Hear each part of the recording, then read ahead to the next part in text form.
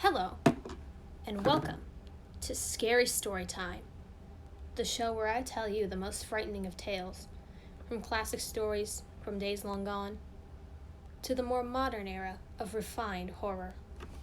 We're going to be telling you a story about a time before the internet was truly a phenomenon in the modern age. A time when a suspicious video game led a man to a dark treasure. This is the tale of Pale Luna. In the last decade and a half, it's become infinitely easier to obtain exactly what you're looking for.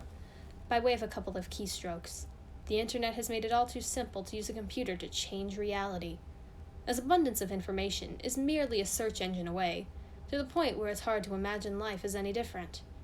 Yet a generation ago, when the words streaming and torrent were meaningless, save for conversations about water, people met face-to-face to conduct software swap parties, training games and applications on Sharpie-labeled 5¼ inch floppies. Of course, most of the time the means were a way for frugal, community-minded individuals to trade popular games like King's Quest and Maniac Mansion amongst themselves.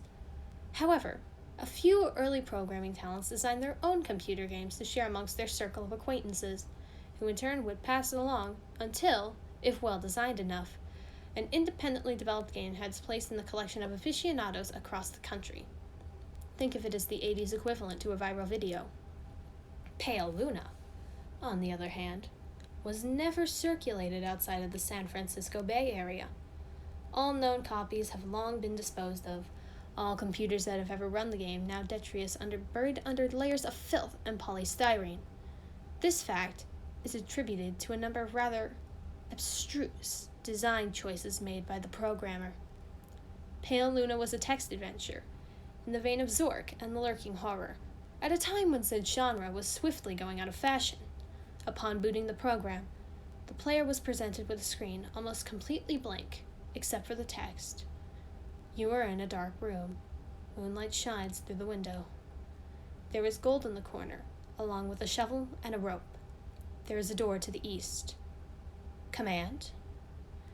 So began the game that one writer for a long out-of-print fanzine decried as enigmatic, nonsensical, and completely unplayable, as the only commands that the game would accept were pick up gold, pick up shovel, pick up rope, open door, and go east.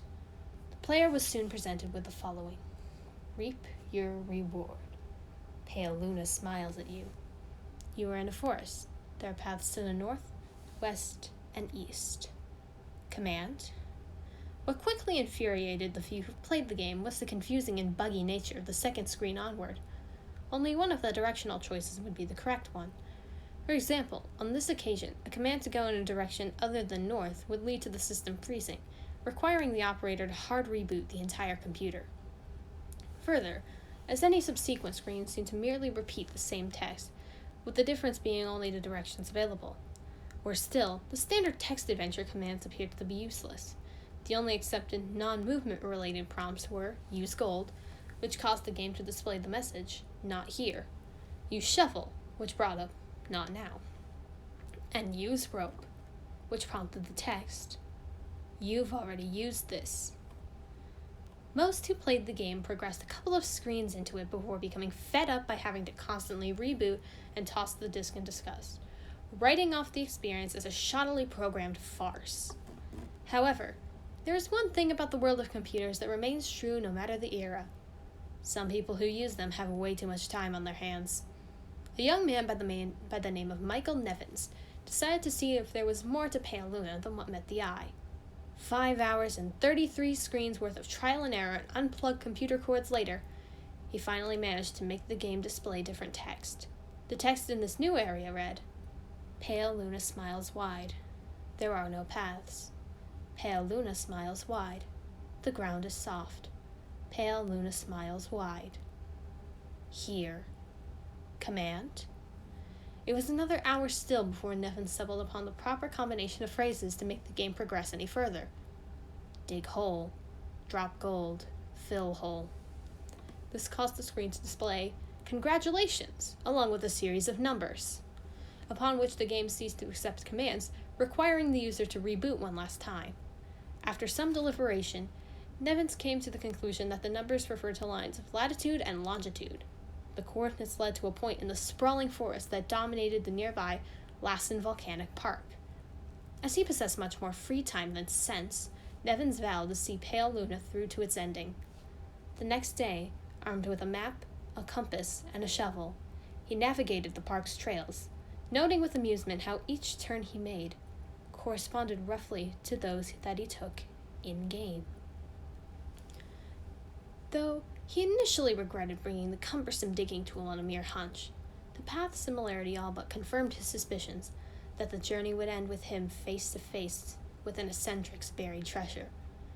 Out of breath, after a tricky struggle to the coordinates, he was pleasantly surprised by a literal stumble upon a patch of uneven dirt. Shoveling as excitedly as he was, it would be an understatement to say that he was taken aback when his heavy strokes unearthed the badly decomposing head of a blonde-haired little girl. Nevins promptly reported the situation to the authorities. The girl was identified as Karen Paulson, 11, reported as missing to the San Diego Police Department a year and a half prior. Efforts were made to track down the programmer of Pale Luna, but the nearly anonymous legal gray area in which the software swapping community operated inescapably led to many dead ends. Collectors have been known to offer upwards of 6 figures for an authentic copy of the game. The rest of Karen's body was never found. Would you play this game? I hope you enjoyed the very first episode of Scary Storytime. If you enjoyed, be sure to give this video a like and stay tuned for more spooktacular content coming your way. Thank you, and good night.